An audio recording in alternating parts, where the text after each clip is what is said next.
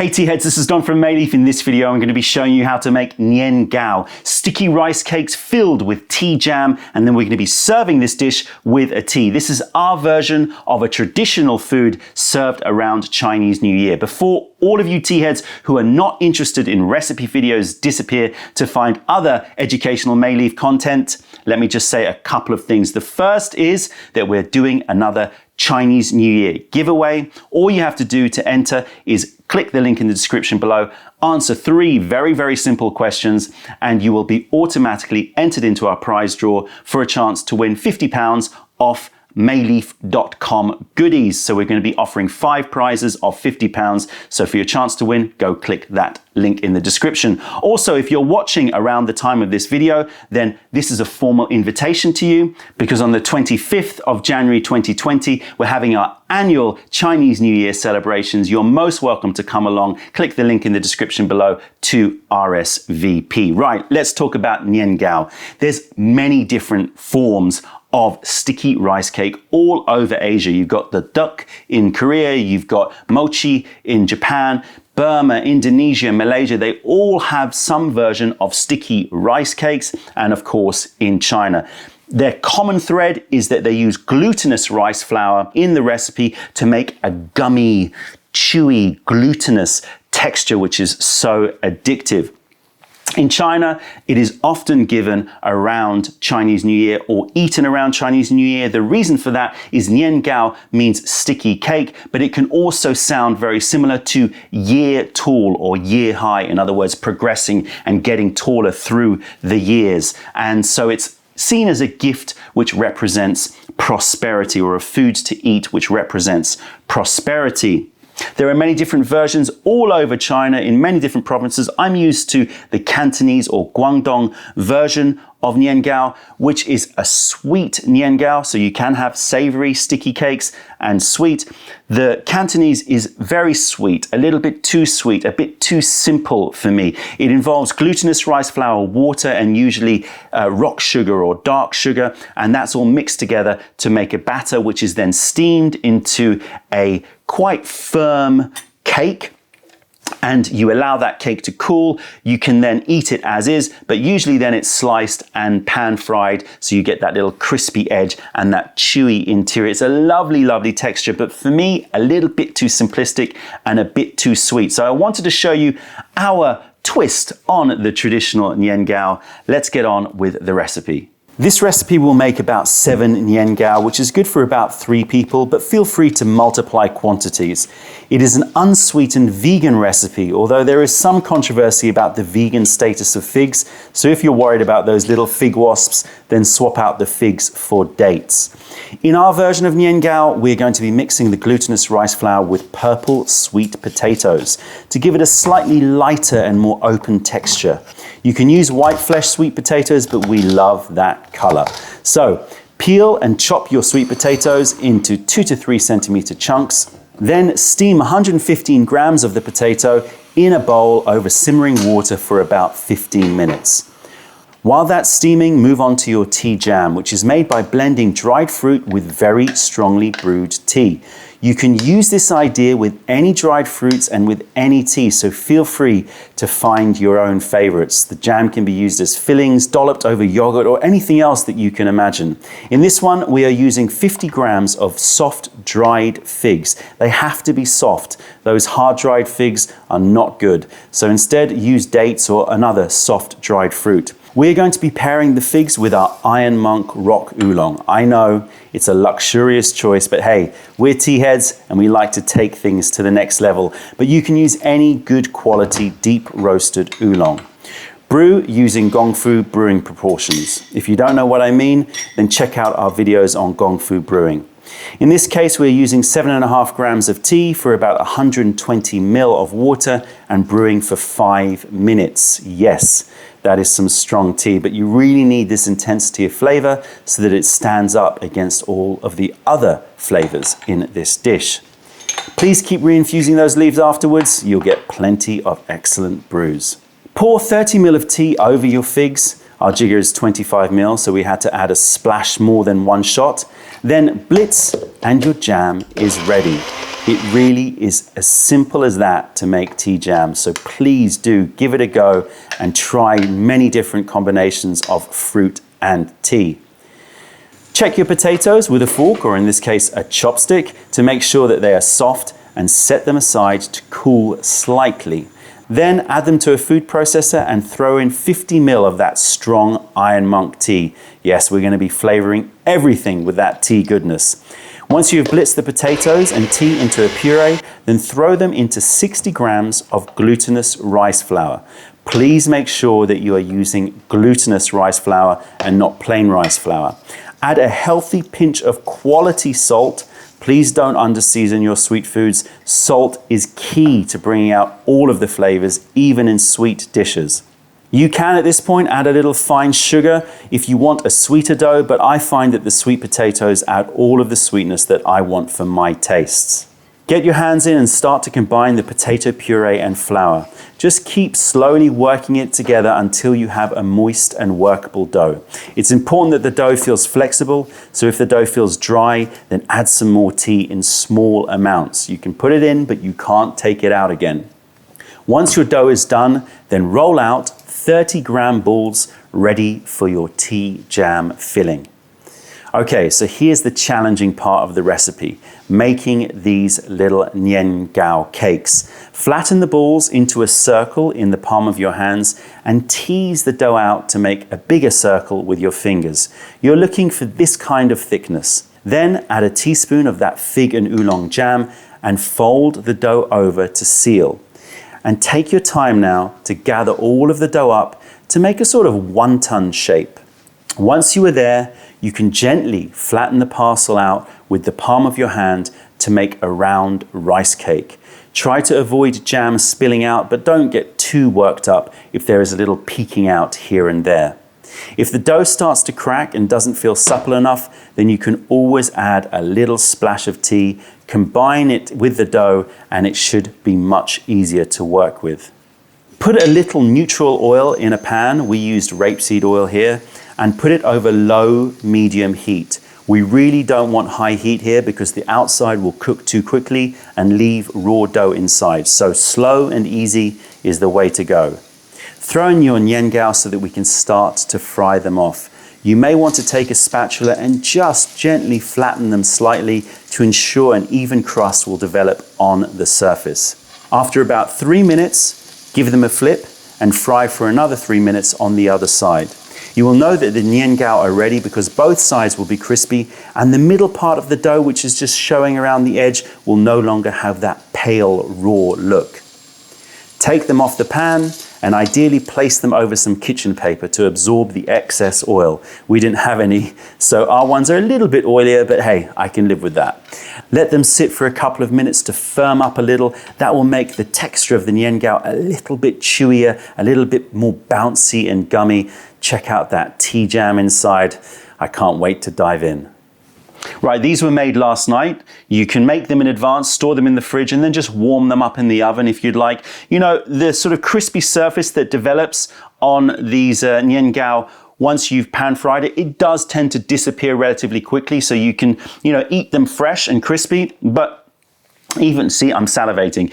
Even afterwards, you know, pull them out of the fridge, put them in the oven, and they still develop a nice little crisp on there, but nothing too earth-shattering. Right, let's finally get into these. I can smell here, obviously, I can smell the glutinous rice and fig, but I can definitely still smell that Iron Monk. Right, I'm gonna focus here so you get a little bit of a close-up here. So here you go, the Nian Gao.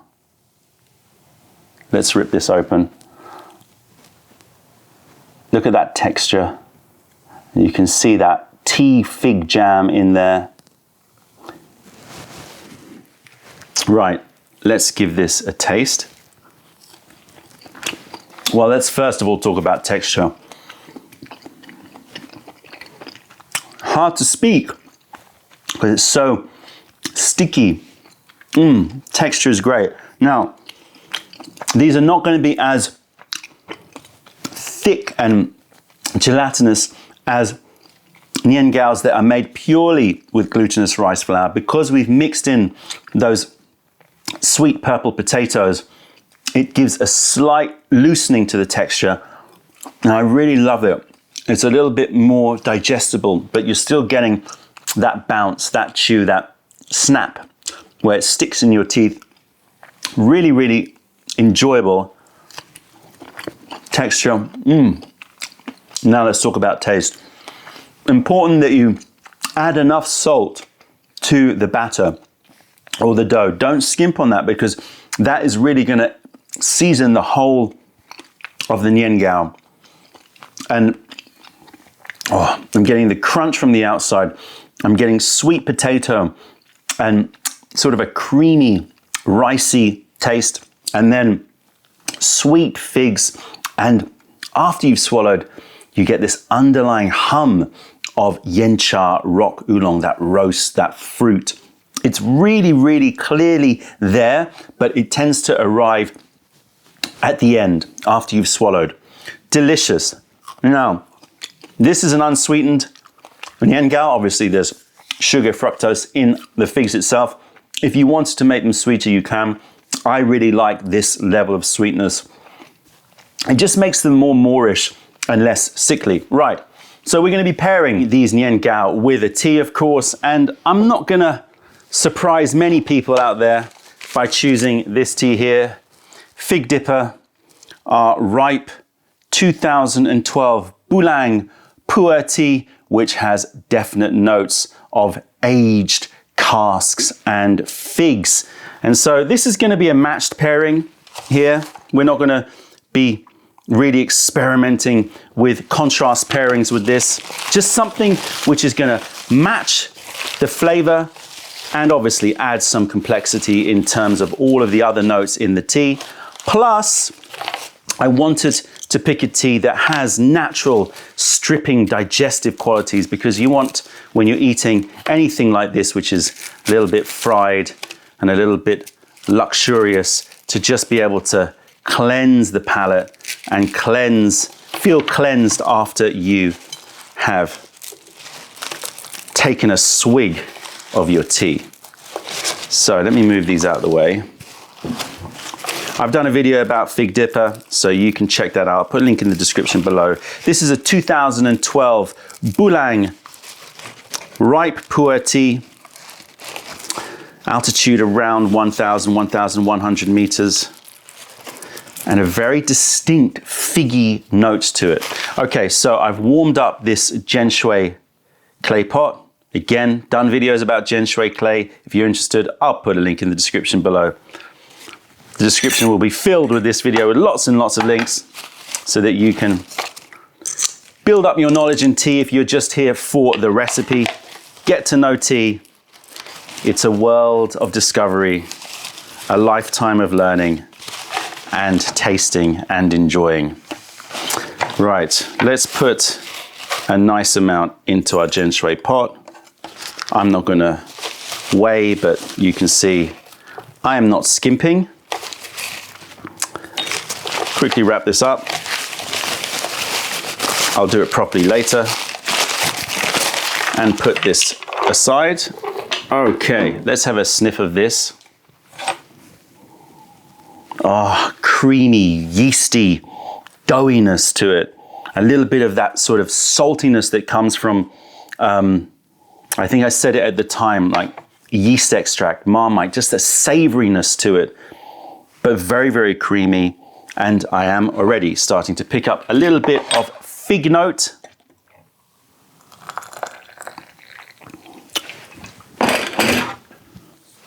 We're going to give this a rinse. Ooh, very quickly extracting color. Very, very quick rinse.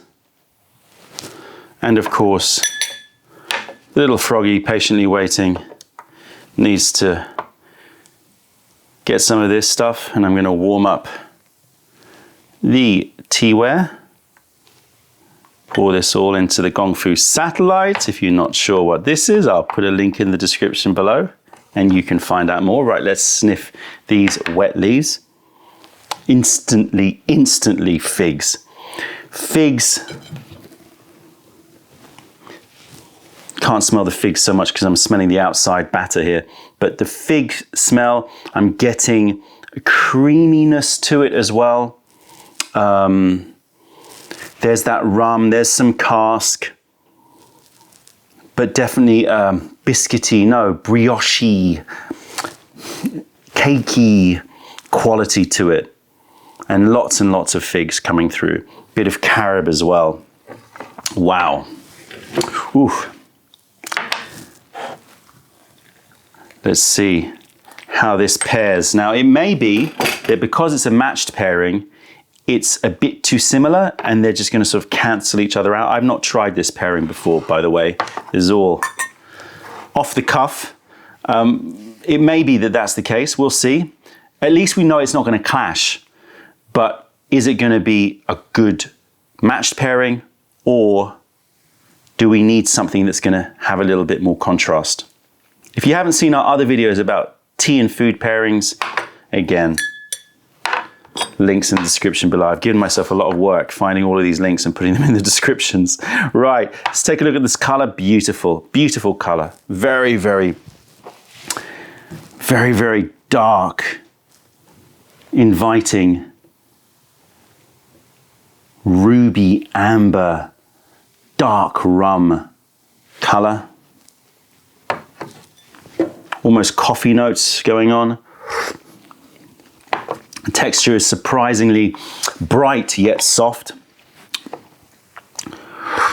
That's that adult fig dipper taste, a bit of rum, overproof rum casks, and afterwards that figgy sweetness.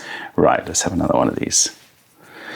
Let's have another one of these. Oh, I love this purple potato, natural color of the purple potato. If you wanted contrast, you could use white sweet potato instead, and you could have that contrast of white with the fig, but I like it like this. All right, let's tea first. Always sandwich when you're doing tastings. Tea, food, tea. Prepare the palate.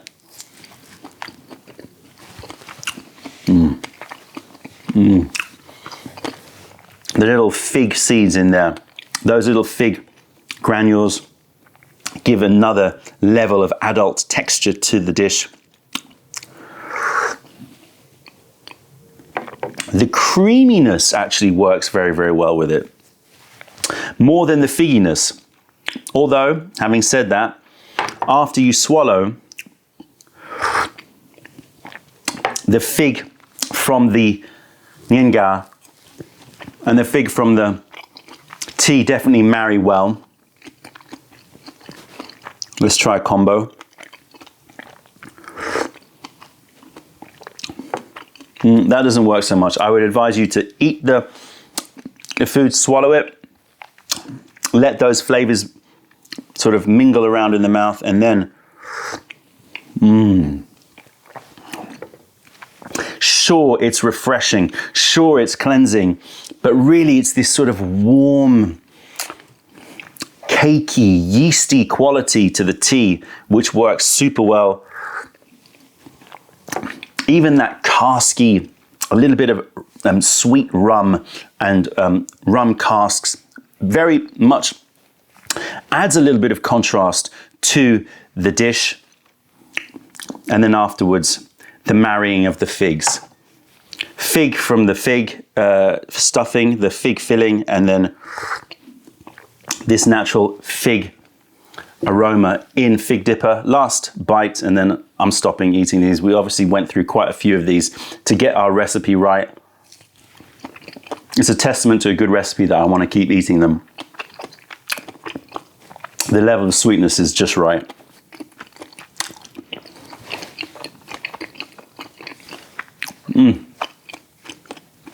Sticky texture, and then the crunch of those, of the fig inside.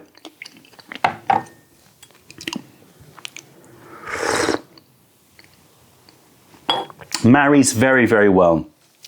I am still picking up the yencha. So you're getting a sort of double drop of yencha roast with that deep, rich complexity, with all of that minerality, woodiness, and fruitiness of a ripe pu'er.